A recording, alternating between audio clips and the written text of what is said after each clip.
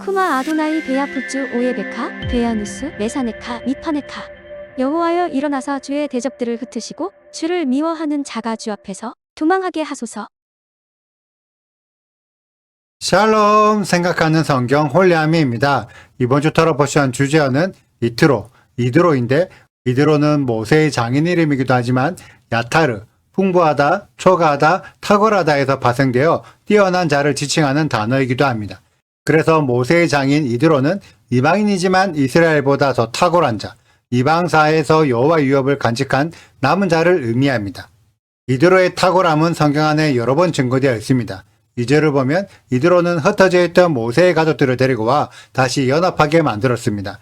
그리고 8절에서 모세가 지금까지 있었던 모든 일들을 다 말해주었고 모세의 이야기를 전부 들은 이드로는 바로 다른 신들보다 여호와 하나님의 크심을 인정하고 여호와께 경배합니다.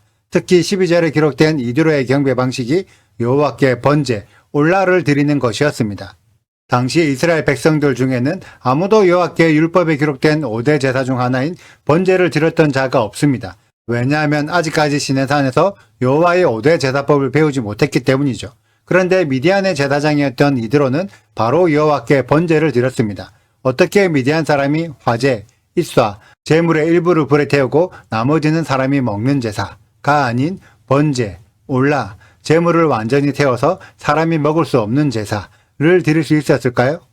모세의 시내산 이전에 여호와께 번제를 드렸다고 기록된 사람은 이드로와 노아뿐입니다. 다른 말로 하면 노아에게 이미 여호와의 5대 제사인 번제의 제사법이 전수되었다는 의미이죠. 그리고 노아의 세 아들이 열방의 전역으로 흩어졌는데 그 이후로 많은 노아의 자손들에게 노아의 신앙이 전달되었겠지만 다들 까먹고 자기 마음대로 신을 섬겼다면 이드로는 노아에게 전수받은 번제의 제사법을 간직하고 있었습니다. 그래서 제사장답게 여호와께 올바른 제사법으로 경배를 드렸던 것입니다.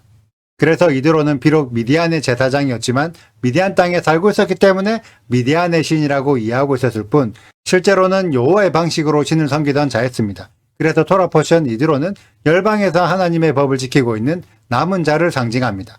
그래서 이드로도 남은 자지만 하란에 있었던 아브라함의 형제 나홀의 가족들도 남은 자였고 지금도 세계 곳곳에 남은 자들이 남겨져서 하나님의 법을 보존하고 있습니다. 이 남은 자들은 이스라엘 자손들처럼 모든 토라의 조각을 가지고 있지는 않지만 이들에게는 하나님을 믿는 확고한 믿음이 있습니다. 그래서 열방의 남은 자들은 이스라엘보다 더 탁월한 면모를 가지고 있기도 하죠. 오늘 말씀에서도 이스라엘은 열재앙과 홍해 사건을 겪으면서도 하나님을 온전히 경배하지 못했지만 이드로는 직접 보지도 않고 말로만 들었지만 모든 것을 바로 믿고 즉시 하나님을 찬송합니다. 이것을 통해 우리는 남은 자의 순전한 심령을 볼 수 있죠. 특히 오늘의 말씀은 이스라엘과 열방의 남은 자들의 연합, 한 세 사람을 연상케 합니다. 그리고 그 연결고리에는 번제가 있고 또한 화목제도 표현되어 있습니다. 그래서 12절에서 하나님의 법도를 간직하고 지킨 자들이 하나님의 산 아래에서 연합하여 하나님 앞에 하나의 공동체로서 함께 떡을 나누어 먹습니다. 우리는 이것이 화목제에 대한 설명이라고 이해할 수 있죠. 앞으로 풀어질 이드로의 말씀을 깊이 이해하면 이방인들이 나아가야 할 신앙의 방향성을 알 수 있습니다. 그리고 그 목적지는 이스라엘과 연합하여 하나의 국가를 이루는 것이죠. 그래서 앞으로 진행될 내용을 보면 이드로의 아들 호밥이 이스라엘 공동체에 남아 나중에 국가 이스라엘에 편입된 겐 족속을 이루게 됩니다. 그래서 성경은 처음부터 이스라엘과 열방이 하나로 연합해야 한다는 것을 알려주고 있죠. 다만 연합하는 방향이 이스라엘이 열방 쪽으로 편입하는 것이 아니라 열방이 이스라엘로 편입되어야 합니다. 우리는 이것을 출애굽의 역사를 통해서 명확하게 알 수 있죠. 이스라엘 백성들이 애굽 땅에서 430년 동안 머물러 있었지만 이스라엘 사람은 애굽 사람과 구별되어 여전히 이스라엘입니다. 하지만 출애굽할 때 이스라엘 사람과 함께 출애굽한 애굽 사람은 더 이상 애굽이 아니라 이스라엘이 되었죠. 결국 이방인들이 나아가야 할 신앙의 방향성은 이스라엘로 합류하여 이스라엘에 편입되어야 하는 것입니다. 이 방향성을 깨닫지 못하면 예수와께서 전하셨던 복음이 로마 사람을 위한 복음으로 둔갑해버리죠. 예수와는 이스라엘을 위한 복음을 전파하신 것이고 로마를 비롯한 열방의 사람들을 이스라엘로 불러 모으기 위해 전달하신 것입니다. 이것을 반드시 명심하는 우리 홀리아미 가족들이 되셨으면 좋겠습니다.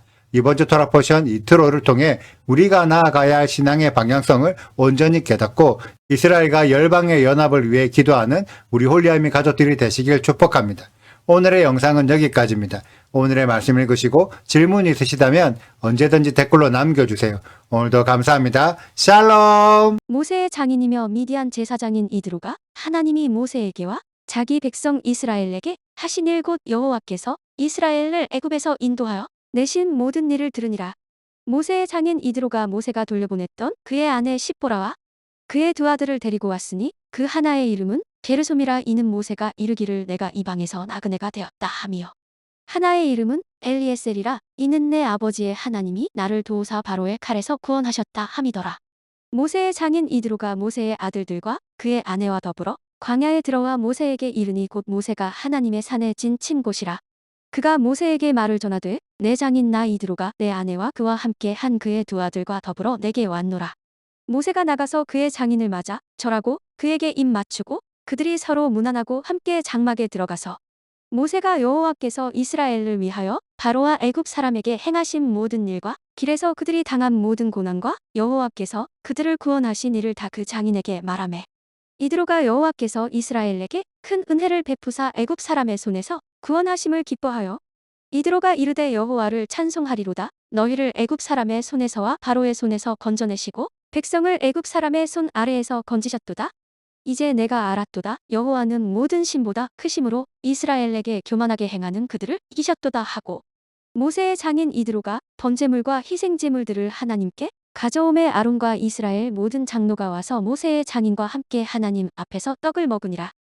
구독과 좋아요를 눌러주세요. 그리고 알림 설정도 해주시고요. 사랑과 관심 부탁드려요. 슈바 아도나이 리베보트 할레페 이스라엘. 여호와여 이스라엘 천만인에게로 돌아오소서.